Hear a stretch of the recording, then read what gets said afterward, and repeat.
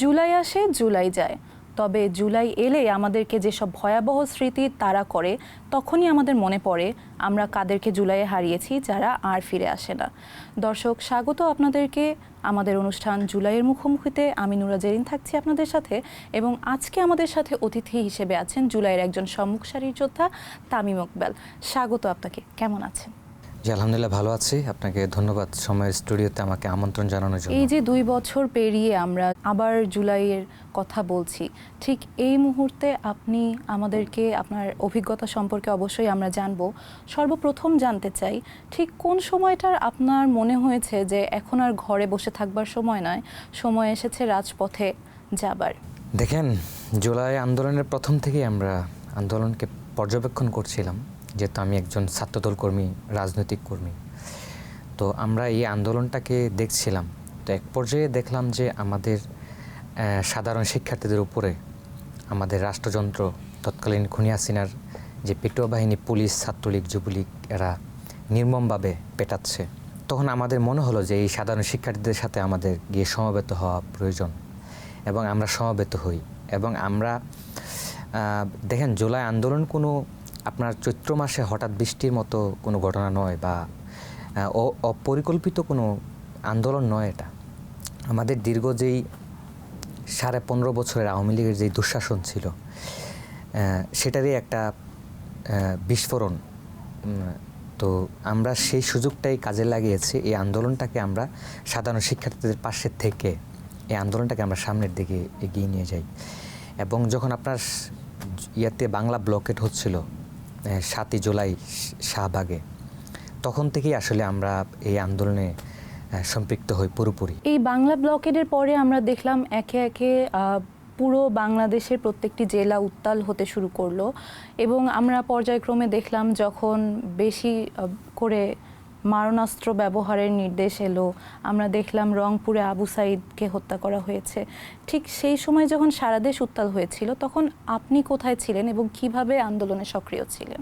দেখেন, আপনার মনে আছে 13ই জুলাই তৎকালীন ফ্যাসিস্ট সরকারের পররাষ্ট্রমন্ত্রী হাসান মাহমুদ বলেছিলেন যে কোটার সমাধান আদালতের মধ্য দিয়ে হতে হবে। তো আমরা কিন্তু সেটাকে চ্যালেঞ্জ করে রাজপথকে আরও উত্তাল করে তুলি। সাধারণ শিক্ষার্থীদের সাথে নিয়ে আমরা রাষ্ট্রযন্ত্রের বিরুদ্ধে মুখোমুখি হয়ে, গুলির মুখোমুখি হয়ে আমরা প্রতিবাদ জানিয়েছিলাম।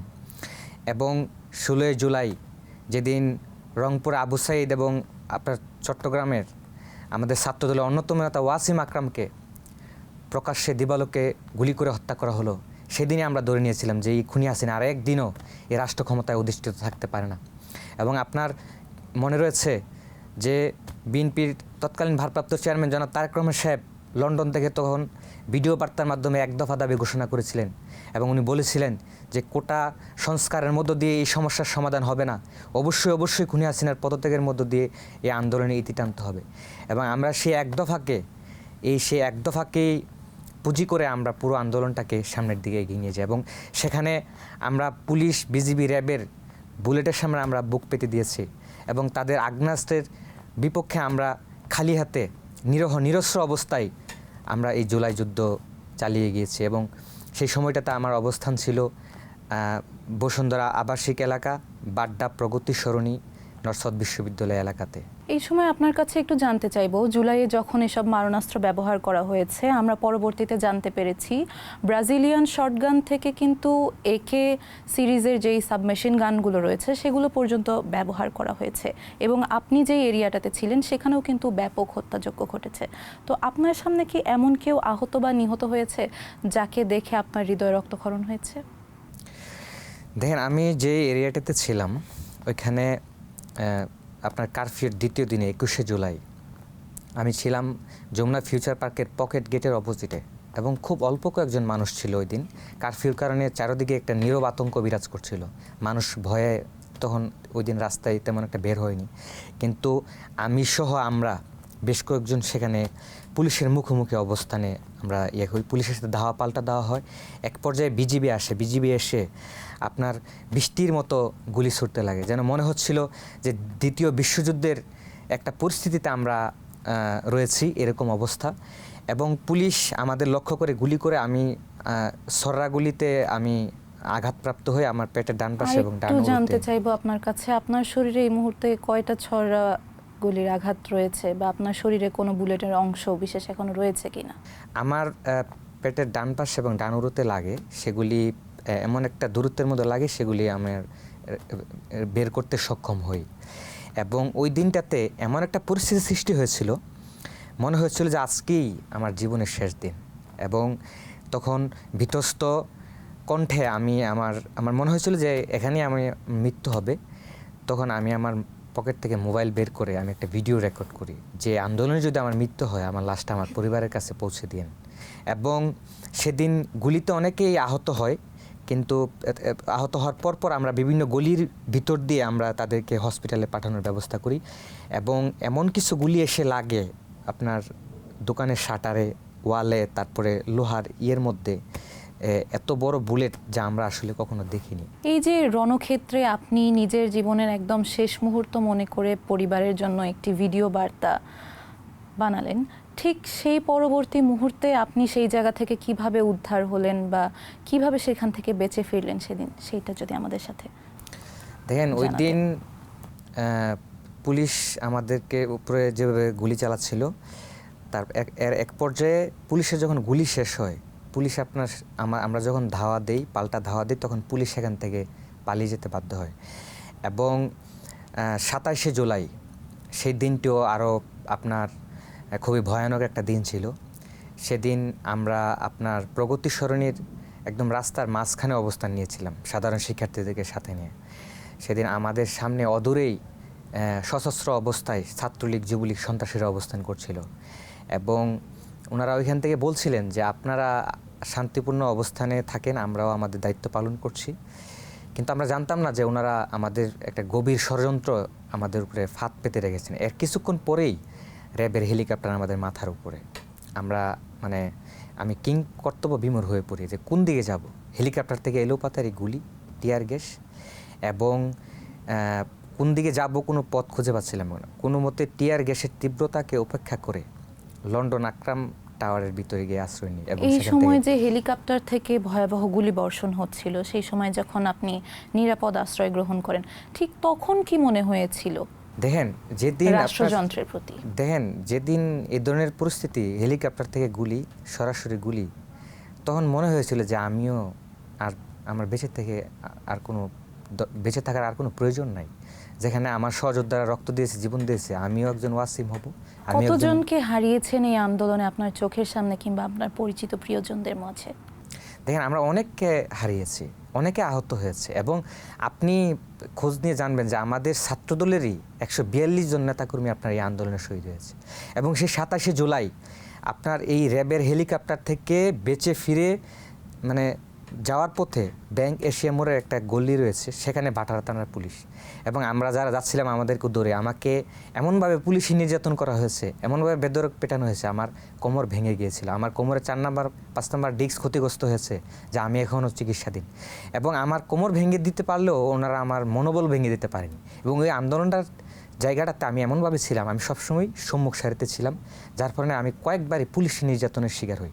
এবং ছাত্রলীগের এরা মোবাইল চেক করে করে আমাদেরকে যখন দেখতে পারে যে আমরা আন্দোলনে ছিলাম, আমাদেরকে নির্মম পাশবিক অত্যাচার এবং নির্যাতন চালায়। এই যে এখন আপনি যে অভিজ্ঞতাটা আমাদেরকে জানালেন যে ছাত্রলীগ মোবাইল ফোন চেক করেছে, এমন কি কখনো হয়েছে যে ছাত্রলীগ কোনো জায়গায় আপনি আন্দোলনে অংশগ্রহণ করার জন্য যাচ্ছেন কিংবা বাড়ি ফিরছেন, এমন সময় ছাত্রলীগ আপনাকে আক্রমণ করেছে কিংবা আক্রমণ করেছে কিংবা আপনাকে উঠিয়ে নিয়ে অন্য কোথাও নিয়ে গিয়েছে অপহরণ করে, এরকম মুখোমুখি হয়েছেন? হ্যাঁ, এরকম একটা ঘটনা রয়েছে। আমি আন্দোলনের স্পট থেকে বাসায় ফেরার পথে আপনার কিছু লোক ছিল, আমি ভাবছিলাম যে ওনারা বুঝে আমাদেরই আন্দোলনকারী হবে। তো ওনারা আমাদের বলে, কি আন্দোলনে গিয়েছিলেন? হ্যাঁ। পরে আটক করে ধরে, শার্টে এভাবে ধরে, তারপর ফোন চেক করে দেখে, তখন ইচ্ছা মতো পিটায়। তো পিটানোর পরে বললো যে আর যেন কখনো আন্দোলনে না যায়, পুলিশে তুলে দেবে। এই সময় আমি ওনাদের এইসব কথায় করছিলাম না। এর কিছুক্ষণ পরে আমাদের আরও অনেক সহযোদ্ধা চলে আসছিল, তখন এরা পালিয়ে যায়। তখন আমি অনেক আহত হই। কিন্তু আমার মনে একটাই শুধু সংকল্প ছিল যে হয় মরবো নয় বাঁচবো, এই খুনি হাসিনার পতন করেই মরবো। এখানে আপনার কাছে আরেকটু জানতে চাইবো, এখন যেহেতু আমাদের নির্বাচিত সরকার রয়েছে, এখনো পর্যন্ত কিন্তু আমরা তেমন কোনো বিচার বাস্তবায়িত হতে দেখিনি জুলাইয়ের যেই হত্যাকাণ্ড, সেইটার জন্য আপনার কি বার্তা থাকবে বর্তমান সরকারের প্রতি কিংবা আমাদের বর্তমান বিচার ব্যবস্থার প্রতি? দেখেন, বিচার তো ইন্টারিমিং করতে পারে নাই, এবং আমাদের বর্তমান যে সরকার রয়েছে, নির্বাচিত সরকার, আমি সম্পূর্ণ আশাবাদী ওনারা জুলাই এবং জুলাই সনদ এবং এই জুলাইয়ের যারা হত্যাকারী ছিল তাদের বিচারে সম্পূর্ণ ভূমিকা রাখবেন, এবং অলরেডি তো কমিশন করাই আছে, প্রয়োজনে আরও কিছু কমিশন করে দেবেন যারা এই বিচারগুলিকে বাস্তবায়ন করবেন। এবং দেখেন, এই আন্দোলনে এত আহত এবং এত শহীদ হয়েছেন, যদি আমরা এই শহীদদের আশা আকাঙ্ক্ষা এবং প্রত্যাশা পূরণ করতে না পারি, তাহলে কিন্তু যে কোনো সরকারই আপনার ব্যর্থ হবে এবং যে কোনো সরকারই কিন্তু আপনার পথ হারাবে। আপনি দেখবেন যে জুলাই আন্দোলন শুধুমাত্র যে আমরাই করেছি রাজপথে থেকে, বিষয়টা এরকম নয়। আমাদের আন্দোলনে যারা প্রবাসী ছিলেন তারাও আমাদেরকে সহযোগিতা করেছেন, তারা রেমিটেন্স বন্ধ করে দিয়ে। আপনার একটা ঘটনা মনে থাকবে, যখন জুলাইয়ে হঠাৎ আপনার ইমরান সানিয়াত, উনি হচ্ছে আপনার বিএনপির ভাইস চেয়ারম্যান বরকতুল্লাহ বুলু সাহেবের ছেলে, উনি ওনার ছোটো ভাইয়ের জন্য খাবার কিনতে গিয়েছিলেন। উনি শুধুমাত্র বিএনপি পরিবারের হওয়ার কারণে ওনাকে ডিবি ওনাকে তুলে নিয়ে যায় এবং ওনাকে নিয়ে আপনার সিলিংয়ের সাথে ঝুলিয়ে যেভাবে নির্মম অকথ্য নির্যাতন ওনাকে করা হয়েছে, এবং ফোনে অন ইয়ার রেখে ওনার মাকে এই নির্যাতনের শোনানো হয়েছে, এবং সেটা আমাকে ভীষণভাবে নাড়া দিয়েছিল। এবং আমি দেখেছি যে ওনাকে হঠাৎ আপনার যখন প্রিজন ভ্যান থেকে নামিয়ে আদালতে তোলা হচ্ছিল, ওনার মা ওনার গায়ে হাত দিয়ে ওনাকে সাহস দিচ্ছিলেন এবং বলছিলেন যেন উনি যেন ভয় না পান। আমার মনে হয়েছিল যে আমার মা আমাকে সেই সাহস দিচ্ছেন, এবং ওনার পা কিন্তু একটা পঙ্গু করে দেওয়া হয়েছে। ঠিক 2 বছর পরে এসে আমরা কি পেয়েছি আর কি হারিয়েছি, এবং আমাদের নতুন যাত্রায় আমাদের কি কি সংযুক্ত করতে হবে বলে আপনার মনে হয় আমাদের দেশের কল্যাণের জন্য? দেখেন, হারিয়েছি অনেক কিছুই। আমরা আমাদের স্বাভাবিক জীবন হারিয়েছি যারা আমরা আন্দোলন করেছি। যেমন আমি নিজেও এখনও চিকিৎসাধীন, ফিজিওথেরাপি নিতে হয়, তীব্র যন্ত্রণা ব্যথা আমাকে সেই দুর্বিষহ সময়গুলিকে বারবার মনে করিয়ে দেয়। এবং আমাদের অনেক সহযোদ্ধাকে হারিয়েছি। আমাদের 20,000-এর মতো আপনার আহত এখনও হসপিটালে চিকিৎসাধীন, প্রায় 2,000-এর মতো শহীদ হয়েছে। এই জীবন হারিয়েছি, এই রক্ত দিয়েছি। তবে আমরা পেয়েছি একটা এই ফ্যাসিস্ট মুক্ত বাংলাদেশ, এবং আমরা ভোটাধিকার ফিরে পেয়েছি, যেখানে আমরা আমাদের মত প্রকাশের স্বাধীনতা রয়েছে। আমরা যা ইচ্ছে তাই বলতে পারতেছি, তবে সেটারও একটা লিমিট থাকা দরকার। এবং সরকারের বিরুদ্ধে আমরা যেভাবে সমালোচনা করতে পারতেছি, এর আগে কখনোই এ ধরনের দৃষ্টান্ত স্থাপন হয়নি। এবং আমাদের নিরাপত্তা নিশ্চিত হয়েছে। দেখেন, আজকের দিনে এসে আমাদের সম্পূর্ণরূপে জুলাই এর স্পিরিটকে ধারণ করতে হবে, এবং এই জুলাই স্পিরিটকে যারাই ধারণ করবে তারা কোনো দিনই আর ফেসিস্ট হয়ে উঠতে পারবে না। এবং আমাদের এই গণতন্ত্রের যে ধারাবাহিকতা রয়েছে সেটাকে অব্যাহত রাখতে হবে। এবং এখনও আপনার প্রশাসনের বিভিন্ন জায়গাতে ফেসিস্টের দোসররা রয়েছে, যারা উকি দিয়ে উঠতে চায়, যারা এখনও মনে করে যে তারা আবারও এই খুনি হাসিনাকে ফিরিয়ে এনে আবারও তাদের এই যে ফেসিস্ট কায়েম রয়েছে সেটাকে কায়েম করবে। সেই বিষয়ে আমাদেরকে সজাগ থাকতে হবে, এবং সেই বিষয়ে আমাদেরকে জাতীয় ঐক্যের দরকার রয়েছে। আমরা ফেসিস্টের প্রশ্নে, আওয়ামী লীগের প্রশ্নে আমরা সবাই এক এবং অভিন্ন। আমরা কাঁধে কাঁধ মিলে তাদেরকে আমরা আবার প্রতিহত করব। এই যে আমরা এখন আবার গুঞ্জন শুনতে পাচ্ছি যে ফ্যাসিস্ট হাসিনা আবার দেশে ফিরতে চায়, তো সেই ক্ষেত্রে আপনার কি মনে হয় ছাত্র জনতা আপামর সবাই কিভাবে তাকে রুখে দিতে পারি, এবং আমাদের কি কি পদক্ষেপ নেওয়া উচিত? দেখেন, এই কোনো স্বৈরাচার ক্ষমতা থেকে বিতাড়িত হওয়ার পর কিংবা দেশ ত্যাগের পর ফিরে এসেছে বা ক্ষমতায় আসতে পেরেছে, এটা এই ধরনের নজিরই বিশ্বে নেই। এই খুনি হাসিনা আর কোনো দিনই ফিরবে না, কারণ সে জানে যে তার মৃত্যুদণ্ড দেওয়া হয়েছে, এবং সে ফিরে আসা মাত্রই আমাদের সর্বসাধারণ এবং ছাত্র জনতার এক বিশাল দায়িত্ব নেমে আসবে। সেটা এক ইমানি দায়িত্ব। সেটা কি? সেটাকে খুনি হাসিনাকে ধরে নিয়ে ফাঁসির কাস্টে ঝোলানো, এবং যেই সর্বশেষ কাজটি রয়েছে সেটাকে সফল করা। ঠিক যেমন আমরা তখন 24শে জুলাইয়ে কিন্তু আমরা বারবার গর্জে উঠেছিলাম, দিয়েছি তো রক্ত, আরও দেব রক্ত, রক্তের বন্যায় ভেসে যাবে অন্যায়। আশা করছি আমরা সেইটাই দেখতে পারবো আমাদের আগত ভবিষ্যতে। এবং সব শেষে আপনার কাছে খুবই ছোট করে জানতে চাই, এই যে আমরা পুরো অভিজ্ঞতাটা আপনার কাছে জানলাম, সর্বশেষে আমাদের দেশের ভবিষ্যৎ এবং আগামী প্রজন্ম নিয়ে আমরা কিভাবে একসাথে এগিয়ে যেতে পারি, খুব ছোট্ট করে আপনার কাছে জানতে চাইব। দেখেন, আমরা প্রথমেই জুলাইকে ধারণ করে দেশের কল্যাণে, মানুষের কল্যাণে আমাদেরকে কাজ করতে হবে। আমরা কে ক্ষমতায় আছি বা কে ক্ষমতায় নেই সেটাকে চিন্তা না করে আমরা দেশের মানুষের জন্য কাজ করব এবং সরকারকে সহযোগিতা করতে হবে। সরকারের অবশ্যই নৈতিক সমালোচনা করব এবং পাশাপাশি সরকারের ভালো কাজগুলিকে মানুষের সামনে তুলে ধরতে হবে এবং গুজব পরিহার করতে হবে। কোনো কিছু যাচাই বাছাই না করে আমরা শেয়ার করি বা পোস্ট করে দিয়ে মানুষকে যে বিভ্রান্ত করি এবং দেশের বাইরে যে আমাদের মানুষ রয়েছে তারা কিন্তু বিভ্রান্ত হয়, সেই কাজগুলিকে পরিহার করতে হবে এবং সর্বোপরি জুলাইয়ের মধ্যেই থাকতে হবে, জুলাইকে ধারণ করতে হবে। অসংখ্য ধন্যবাদ আপনাকে আমাদের সাথে আজকের অনুষ্ঠানে আপনার পুরো জুলাইয়ের অভিজ্ঞতা জানানোর জন্য।